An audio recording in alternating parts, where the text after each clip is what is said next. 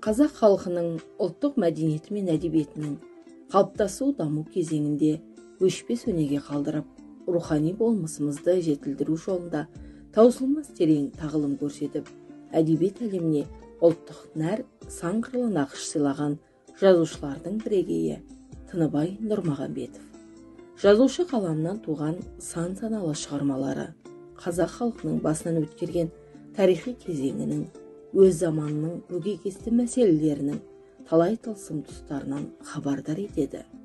Бұған дейін де ауыл өмірін өзінің шығармаларына арқау етіп келген Тыныбай Нұрмағанбетовтың «Періштелер өлімі» атты роман хикаятында бүгінгі ауыл өміріне, қарапайым адамдарына суреткерлік көзбен жаңаша қарай білген.